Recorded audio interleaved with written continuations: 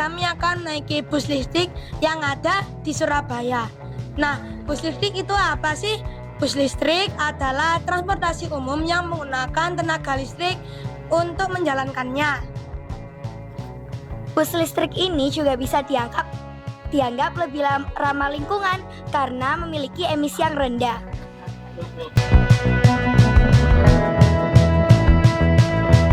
Misi Bapak, saya mau menanya tentang bus listrik ini. Jadi bus listrik ini untuk pengecasannya membutuhkan berapa waktu yang lama ya? Itu tergantung sisa baterainya. Kalau masih kurang lebih 60% itu cuma 1,5 jam. Nah, tapi kalau nol ya kurang lebih 3 jam. Ya. Kalau sekali ngecas itu Berapa kilometer? Kita di sini juga hitung kilometer. Pokoknya satu shift itu 3 pp. 3 pp kan dari Purabaya ke Raja Wali. Nanti yang shift siang juga 3 pp. Yang hafal kilometernya itu nanti helpernya, kita drivernya. bis ini tuh masih dalam percobaan atau tidak dalam percobaan? Kalau dalam percobaan ini sampai kapan? Mobil ini memang masih dalam masa uji coba. Ya, insya Allah kurang lebih sampai bulan Februari. Ya, iya, masih gratis.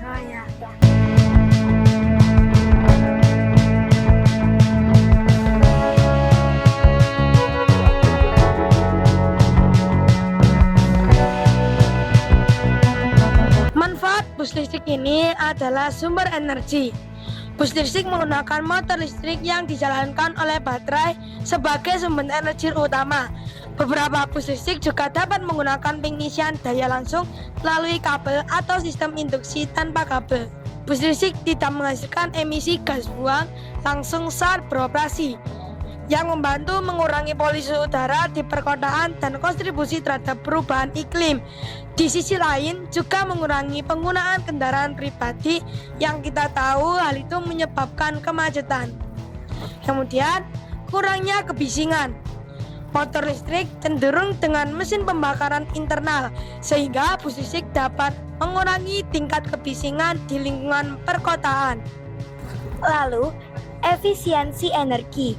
Bus listrik cenderung lebih efisien secara energi dibandingkan dengan bus konvensional, terutama jika sumber energi yang digunakan untuk menghasilkan listrik bersumber dari sumber energi terbarukan. Lalu, biaya operasional rendah.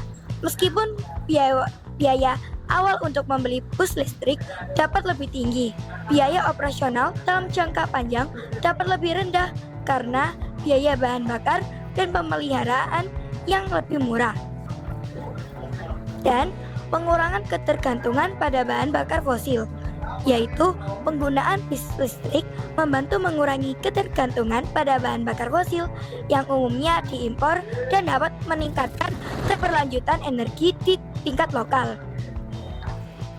Dikutip dari jawapost.com, hasil uji coba menunjukkan bahwa biaya operasional 7 kendaraan listrik itu jauh lebih murah dibanding bus bertenaga diesel. Untuk berjalan 1 km, misalnya, kendaraan listrik hanya membutuhkan 1 kWh.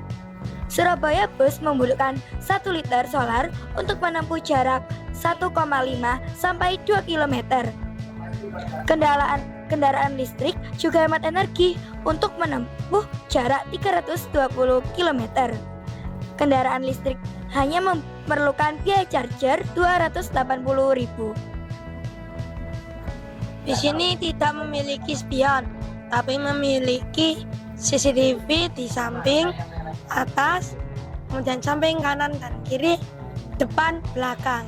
Kemudian bis ini juga terhubung dengan satelit. Jadi keberadaan bis ini kita ketika berjalan di mana kita bisa mengetahuinya.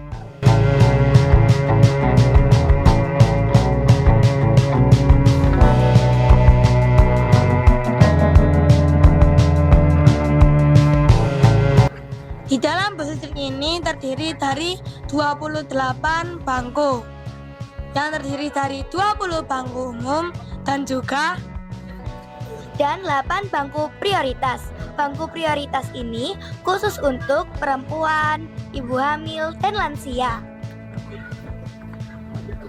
Kemudian ada juga yang namanya handgrid. Di sini handgridnya sebanyak 16 handgrid. Ini adalah larangan di dalam bis listrik. Yang pertama, dilarang merokok, dilarang membawa makanan, dan dilarang membawa senjata tajam.